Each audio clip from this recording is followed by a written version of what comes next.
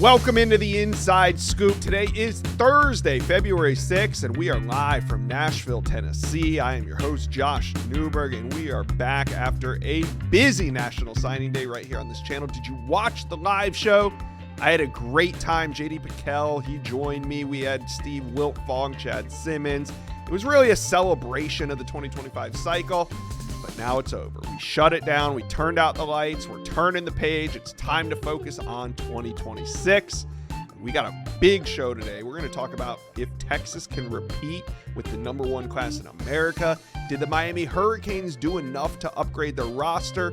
And we got a top 10 QB joining us. We got Brady Smigiel from California, fresh off a decommitment from Florida State. He's back on the market, and we're talking about it. But first, the majority of prospects have put pen to paper, and the 2025 cycle, for all intents and purposes, is now done. Hundreds, if not thousands, of recruits signed with college programs across the country. But do you realize that only a very few were going to make an impact right away on the college level? That's what we're going to talk about in this video. Some of the 2025 signees that we're going to see on the field in prime time making a huge impact. So before we get into it, guys, do me a favor, hit subscribe to the On3 Recruits channel. This is the best recruiting channel on all of YouTube. All right, let's get into it. So where are we going to start? With Bryce Underwood, of course. He's heading to Michigan. The biggest recruiting news of the year is when Bryce Underwood flipped that commitment from LSU to Michigan. You guys all remember the date in late November. We're going to remember that. We're going to be telling our grandchildren about the day in November when Bryce Underwood flipped from LSU to Michigan. The number one overall prospect is now he's enrolled at Michigan now. He's going to participate in spring. And do you remember Michigan playing 3 different quarterbacks in 2024? Well, hopefully they only play one in 2025, and it could be Bryce Underwood. Look for the 5-star plus prospect to come in and get a shot at starting right away.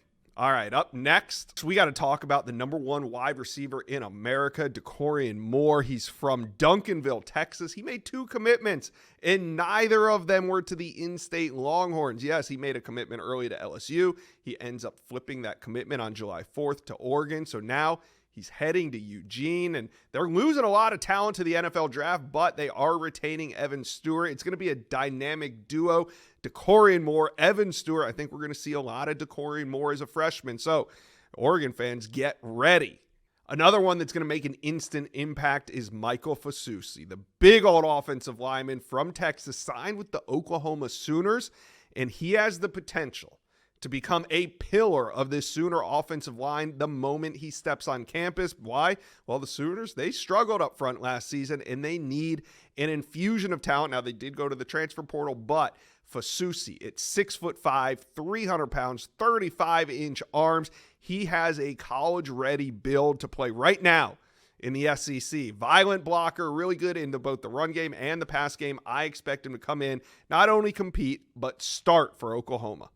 Up next, interior offensive lineman Carius Kern. Yeah, the big flip at the end for LSU was Solomon Thomas from Florida State to LSU, but don't overlook Carius Kearns. He has the opportunity to walk in and take a starting guard spot right away in Baton Rouge. He goes 6'4", 325 pounds. Excellent in the run game. Going to need a little work in the pass game, but that's going to happen, and he will get better. But I do think that LSU, they're losing a lot of talent. I do think that Kern has the opportunity to come in and play right away. Up next, edge Lance Jackson. And Texas fans are no stranger to edge rushers coming in and playing right away. Remember Colin Simmons? Well, Lance Jackson's even bigger. He's 6'5", 275 pounds. Looks like he could step off a bus onto a college football field right now, maybe even an NFL field right now. He was a top 3 ranked edge in the 2025 cycle. Number 5 prospect overall, just a great frame, great skills. He's going to be a day one, at least a contributor, if not a starter when he arrives in Texas. Up next, we got the number 1 defensive lineman in America, Elijah Griffin, and he is a dog. I mean it. He's a Georgia Bulldog. He's also arguably the most talented defensive line prospect in the 2025 class. A great size, great power, great get off, and He's 6'4", 300 pounds. Georgia did lose a lot of defensive line talent to the NFL draft. So Griffin could, if he doesn't start right away, he could come in and play key snaps up front in meaningful minutes. But he's not the only contributor for Georgia. Look at wide receiver Talon Taylor. He's out of Illinois. He's also an early enrollee. He's already at Georgia. I'd watch for both of these guys to make an early impact in Athens. One of the last names I'm going to give you here is cornerback DJ Pickett signing with LSU. Yes, LSU goes into the state of Florida. DB coach Corey Raymond, known for his recruiting prowess, pulls out the number one player in the Sunshine State, DJ Pickett, and he is unbelievable at 6'4", 180 pounds, originally ranked as a safety, but he's going to play corner on the next level. Either way, he has elite versatility, great length, top-notch athleticism, and he is a perfect fit. I mean, he's a perfect fit anywhere, but he's a perfect fit for what Corey Raymond and LSU like to do on the back end of that secondary. So LSU fans, get excited for DJ Pickett. So the dust just settled on this 2025 class. I gave you a couple of names that I think are going to make an instant impact, but there's going to be more. You guys, let me know, comment section below, who do you think is going to make an instant impact from this 2025 class? Let's talk some Texas recruiting. And, the dust, it hasn't even settled yet on the Horns' number one recruiting class in 2025, but we don't waste time here on the On3 Recruits channel. In this video, we're going to figure out how Texas can do it again. How can they finish with the number one class in America in 2026? Well, I got Justin Wells from Inside Texas. We're going to find out who are the must-gets if the Horns are going to run it back with the number one class in America. But before we get into it, Texas fans, do me a favor, hit subscribe to the On3 Recruits channel.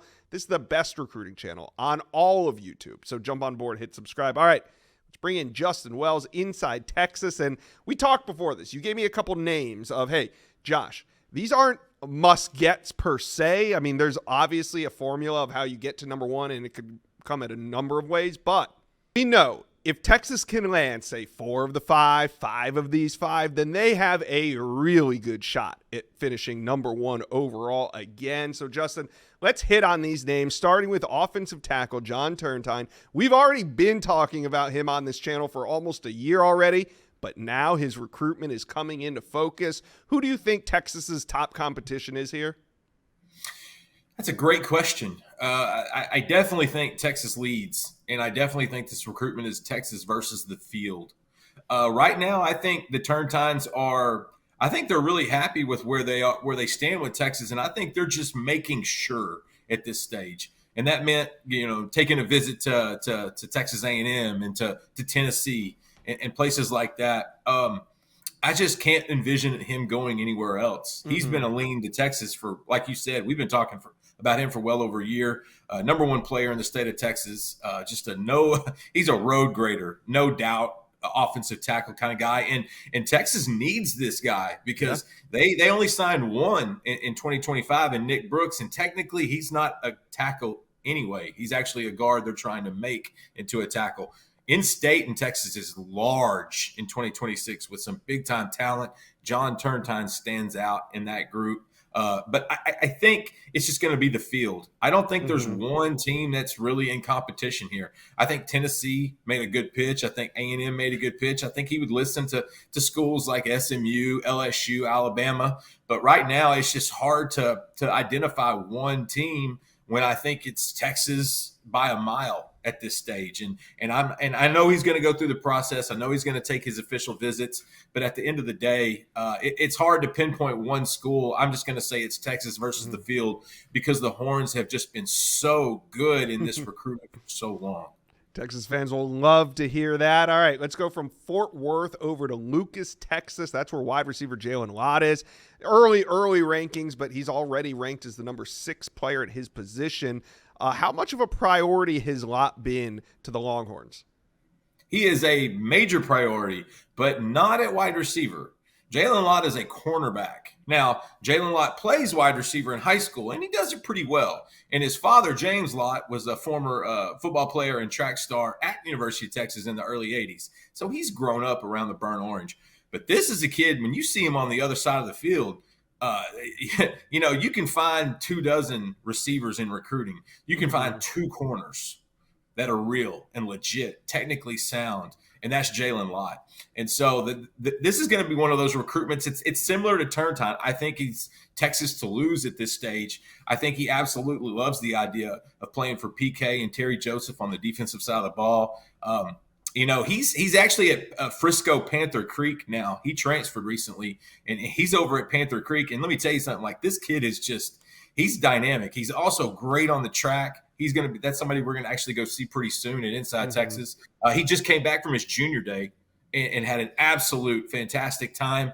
He got to spend time in the corner room with Terry Joseph. Really got to interact with the other team, other players. A lot of recruits were there, but also a lot of the team were helping out with that junior day that time. So he got to ask a lot of questions. This is another one that's kind of similar to turn time. I think it's been Texas for a while, obviously because of his family's connection, but just because they've done such a good job building around him. LSU is going to push. Texas A&M is trying to get him back on campus. That'll be tough. Alabama likes him. Florida likes him. Ole Miss likes him. There's a lot of schools in the mix for Jalen Lott. I think he's going to wind up being one of the top 5, top 10 guys in state in 2026. But right now, he's like Turntine. I think Jalen Lott is Texas to lose. They absolutely love him at corner. He's a great athlete, but he's going to be a cornerback at the next level.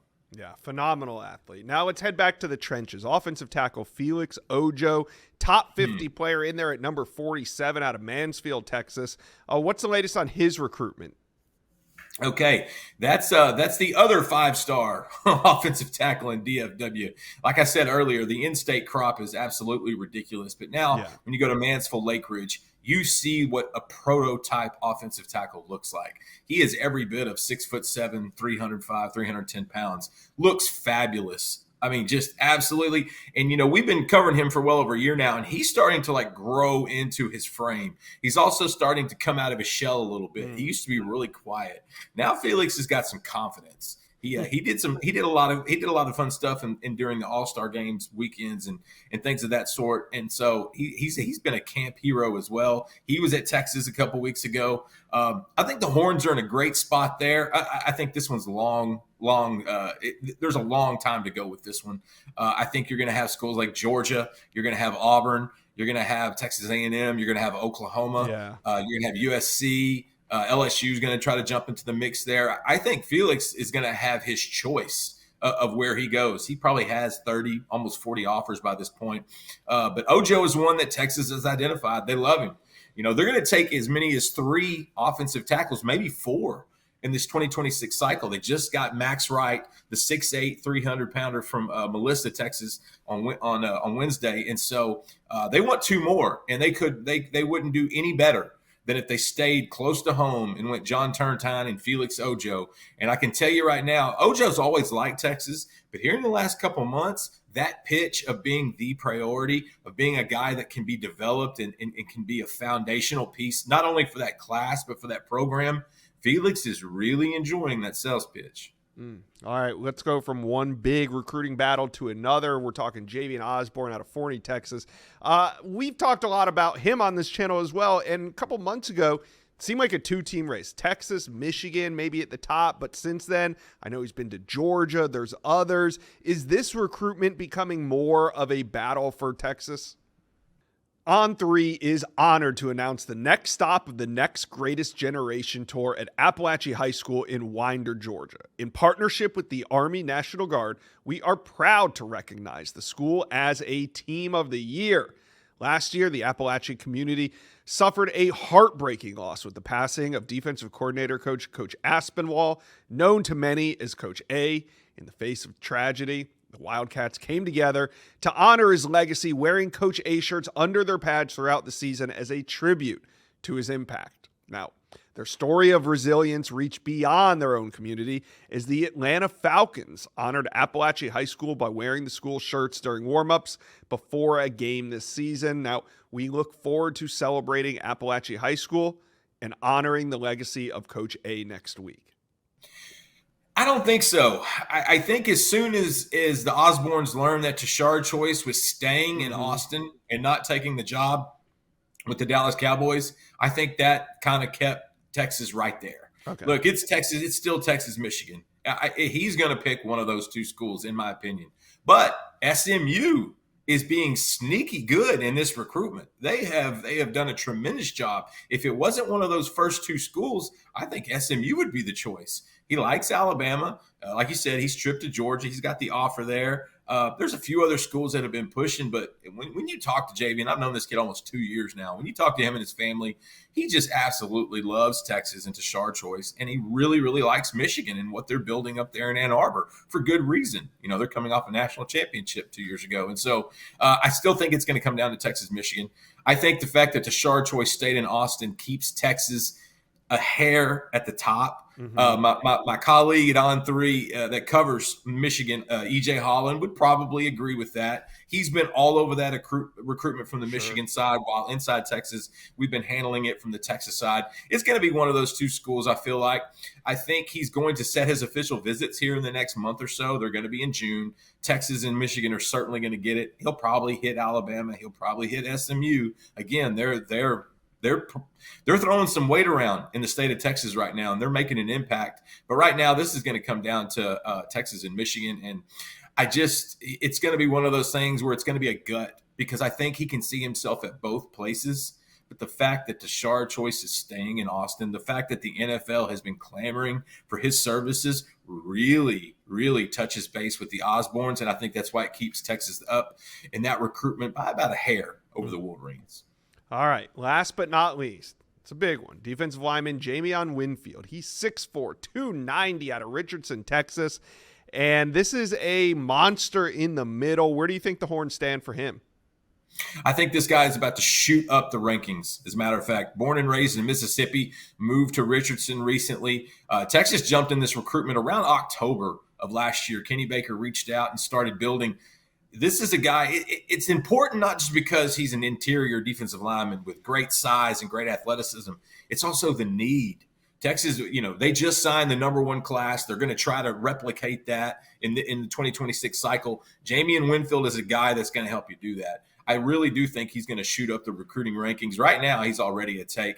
And you've had schools from everywhere come to Richardson in the last 2 to 3 weeks. Georgia, Alabama, LSU, Florida, Michigan, Ohio State, Texas. These are all schools that recognize what Winfield can do. I know Ole Miss thought that they may have had a little bit of an in there, being that he's from Michigan. But talking to Winfield's family, it does not appear they want to go back to Mississippi. They moved for a reason, so I don't think Oxford's going to be in the cards. Right now, I love where Texas sits just because this is so new to Jamion. Like, I don't think he's not really used to all this attention yet. It's kind of bombarded him. But the one constant is Kenny Baker being cool and being consistent and being very just getting to know the guys, just getting to learn them. And so this is a guy that, Kenny Baker's coming off a class of getting Justice Terry and Josiah Sharma and Myron Charles, all three that are probably going to contribute within a year or two at Texas. They need to replicate that if they want this number one class again. They don't have to sign the number one lineman or number two lineman again like they did Terry, but they're going to have to, hover around the top. I think Jamion Winfield is the top 50, top 60, top talent in the country. And right now, it's so new to him. There's not really a leader. He's just trying to gather as much info as he can right now. But man, Texas, they did a tremendous job getting in there early. And I think that's what's going to benefit them in the long run. All right, Texas fans, I want you to do me a favor right now. You see the 5 names right here. Now, this is a good indicator on whether or not Texas is going to repeat with the number one class in America. So drop me a number. How many of these 5 do you think ultimately end up signing with Texas? Let us know. Let's talk a little Miami recruiting as the Canes look to reload a roster that loses a ton of production to the NFL this offseason. But in this video, we're going to take a closer look at the recruiting class that Miami just signed, because there's some players in there that are going to make an instant impact in Coral Gables. But before we get into it, Miami fans, do me a favor. Help us get to 100K on our channel. Hit subscribe for me, please. All right. Let's bring in On3 national analyst Cody Belair to dig into this Miami signing day class. Cody, let's start on the offensive side of the ball. Who do you see from this signing class that could come in and make an impact right away? Yeah, Josh, on the offensive side of the ball, this one was a no-brainer in my opinion, because of not only how talented this guy is, but the situation he's walking into is extremely favorable, with Miami losing 3 wideouts to the NFL this year. So I think on 3 top 100 wide receiver Joshua Moore is going to walk in and start at Miami next season. Not just make an impact, not just come in as a rotational piece, but I think he really has the chance to come in and start as a true freshman next season for Miami. And Josh, you know this. Obviously, losing Isaiah Horton, Xavier Restrepo, and Sam Brown hurts. But Joshua Moore has the ability to come in and replace that true outside X receiver role, immediately walking in at 6'4", 205 pounds with elite ball skills and the ability to attack the football in the air. He's a plug-and-play option as a pass catcher that has the physical and athletic traits to be a significant contributor to the Hurricanes offense next season. And to boot, they flipped him from the rival Florida Gators, so that's a absolutely huge pickup for Mario Cristobal and his staff. How about on the defensive side of the ball? Yeah, on the defensive side, Josh, I think losing a pass rusher like Tyler Barron always stings for a defense. But being able to replace him with a 5-star edge defender in Hayden Lowe, I hope makes it sting just a little less. Because this guy, Josh, we had the pleasure of seeing in person at the Navy All-American Bowl. And he was flat out kicking everybody's ass out there. I mean, his burst off the line of scrimmage, his bend, and his understanding of leverage at the top of his pass rush was such a treat for us to watch. I mean, this is a guy that's nearly 6'5", 255 pounds that can play as confidently with his hand in the dirt, setting the edge in the run game, as much as he does standing up off the edge and pinning his ears back as a pass rusher. I think that this is someone who will play early as a 3rd down specialist that will eventually become a 3-down warrior for Miami. Looking at this class overall, not everybody's going to come in and play right away. So who's somebody that maybe not freshman year, but will end up having a great career as a Miami Hurricane? Yeah, Miami doesn't lose a ton of production at the linebacker position from this past season, which is why this player may not see the field a ton in year 1. But on 3 top 100 linebacker Kellen Wiley is going to be a problem for ACC offenses over the next couple of years. He's 6'3", 220 pounds with elite length at the position, who's a total freight train when coming downhill. And yes, the violence he plays with is extremely enjoyable to watch. But his ability to cover grass and glide across the field when running sideline to sideline makes him a complete linebacker prospect, in our opinion. And this is someone who has such a high ceiling for the position that I think when his time comes to step on the field, he's never coming off. And Miami fans will be hearing his name called on draft night.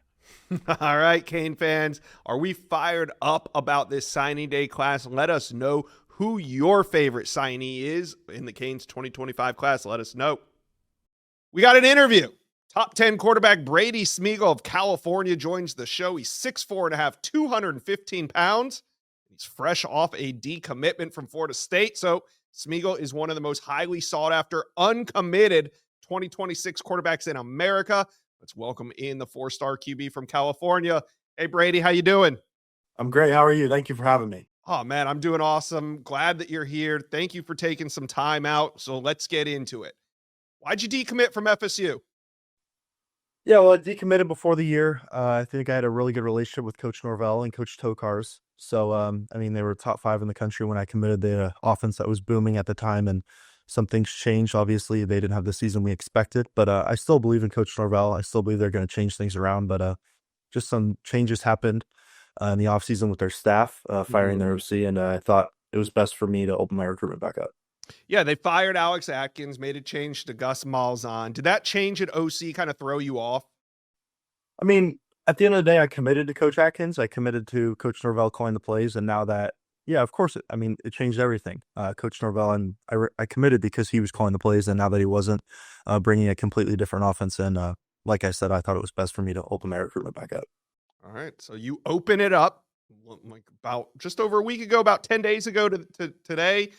Did your phone blow up after that announcement of your decommitment?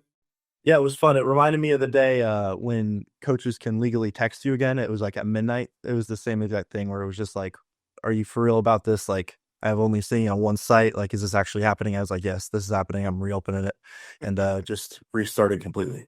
All right, so who do you feel are some of the teams that are pushing for your commitment now? Yeah, well, it was Coach Kelly at Ohio State, but now they got the Raiders job. It's kind of off the table right now. But I would say Washington, UCLA, Auburn, South Carolina, and Michigan. I'd say. Okay. So what's important to your recruitment moving forward? Yeah, relationships, I'd say, is probably my number one. Obviously, you want the offense to fit. You want to love the city and the university, but I'd say the biggest thing is relationships. Just being able to go somewhere where I'm going to grow as a human being, religiously, as a student. And I think there's these schools that I have options from. I think all those schools will do that for me. But yeah, I'd say my number one thing is relationships and them really wanting me to come there as much as I want to go there. Right. So as a quarterback, you made that early commitment. You know the importance of it, why you committed early, but you also see that changes can occur. So is it important to commit early or now? I mean, now that you kind of have an option to, is it better to wait? It's so hard and it's so difficult. And I think honestly, there's some luck into this, hoping because I explain this to people, why coaches move so much. And if you have a really good year, your quarterback coach is probably gone. He's taking the offensive coordinator job. And you have a really bad year, your quarterback coach is probably gone because he's getting fired. So it's really hard to hold on the same staff when you're committed, and especially when you get there. So I wanted to commit early. The recruiting process a lot. I know a lot of athletes can agree with me on that. I wanted to commit early because another big reason I want to recruit, I want to build a really good class to wherever I'm going. And it's going to be hard if I commit closer to signing day or before season. But I want to see football. I want to see offenses. There's new quarterback coaches and new offensive coordinators at some of the schools I'm looking at. So I also want to see football. So I haven't really decided when I'm going to commit, but going to take my official visits, probably going to take 5 of them and just see where that leads me. Yeah, there's definitely pluses and minuses to both angles of that, and you kind of laid it out perfectly. So, how are you handling the NIL portion of your recruitment? Do you have? We talk about it here on the On3 Recruits channel. So, do you have like an agent? Is it your family? Is it just you? How are you getting through this? Yeah, it's really interesting, and we didn't plan on having anybody represent me. But at the end of the day, I thought it was going to hurt my relationship with a coach. So as an example, let's just say I go out to dinner with the head coach and the offensive coordinator. We're having a great time. We've known each other for 2 or 3 years, and now I have to bring up, or my dad has to bring up, or my mom has to bring up the money factor. And I think that's just not who we are. Obviously, money's great and it's a plus, but it's not the reason I'm going to be going to a school. So I never really wanted to have that conversation. It's a conversation I know coaches probably don't want to have with kids. So we hired somebody. His name's Justin, and he's going to help me out a lot. Just so I don't have to have that conversation. He knows what he's doing, and to be honest with you, we don't. So just being able to hire somebody that could take care of that, and I never have to have that conversation with the coach. All right. Speaking of coaches, I know Sharon Moore stopped by your school last week because we were supposed to do an interview at 2 p.m. and you told me, hey, can't do this interview. This guy Sharon Moore is coming by, so I'm sorry. But so, of course, not a problem at all. So what was Sharon Moore's message to you when he came through your school? Yeah, just rebuilding our relationship. I had a really good relationship with our old OC, and some things happened with me and him, and so that relationship ended up not working out. So I ended up committing to Florida State. Those were my top 2 schools. We loved it in Ann Arbor. We really just like the tradition over there. Just everything about Ann Arbor we really loved. And I have a really good relationship with Coach Lindsey over there. He was at North Carolina. So right when he got that job at Michigan, I was one of the first calls. So just being able to rekindle that relationship I have with Coach Moore, and I plan on visiting there in the March. So everything's smoothed over with Michigan at this point? All right, cool. Any other visits? What is next for you visit-wise when it comes to that? So I plan on going out to Auburn and South Carolina in March. I'm going to do just a South trip, those together. And then I plan on getting out to Michigan. And then I'm going to be going back up to Washington. And then I'll be heading, UCLA is 45 minutes away, so I can go up there as much as I want. But I plan on going out there and talking ball with their new offensive coordinator. And my wide receiver one from last year just committed there. So just being able to see what they're up to and maybe get out to a practice soon. All right. So are those all going to be unofficial visits in the spring that we just talked about? You know how it is with colleges and coaches moving, so I don't want to lock any official visits yet. I'm going to take these 5 unofficials in March and then try to lock in some official visits after that, and then see if any other colleges or coaches come through in the spring. All right. Now, are there any other schools that we did not talk about that are not on that top list that you said that you would like to see enter your recruitment? I mean, I'm not committing to a logo. I really just I'm committing to relationships and an offense. So not necessarily. I mean, obviously, there's schools that you would like to hear from, but I mean, I really like my options right now, and I trust God's plan that He's going to lead me to the right direction. So, like I said, I'm not committing to a logo or going to a logo. Really, just human beings and relationships. Who'd you grow up rooting for as a kid? University of Arizona. So my dad played there and he coached there. So, and then obviously UCLA, USC. So, but we're just a football family. If there's football on 9 a.m. to 8 p.m., we're watching every game, and more scouting plays than rooting on a certain team. My dad's the head football coach at our school. So, a lot we talk about is football. But, for the easy answer, my dad played at Arizona. So we've been big Arizona basketball and football fans. Is it kind of cool to see some of the teams that you grew up rooting for now heavily involved in your recruitment? Oh yeah. I mean, a great example is Coach Chip Kelly. I mean, you've heard about that guy forever. My childhood, he was the head coach for the Eagles, and then all over the country in the NFL and college. So just being able to watch him on ESPN for a post-game interview, and then a couple weeks later, he's in your family room.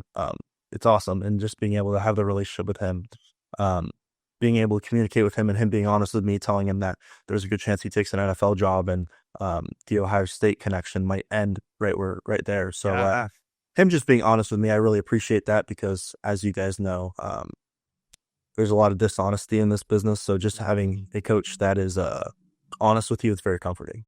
Yeah. How about that? Like, you are directly a participant in some of the biggest off-season news of the off-season, like Chip Kelly leaving, these coaches, and you're just like sitting here, hey, he was recruiting me last week, but now he's gone.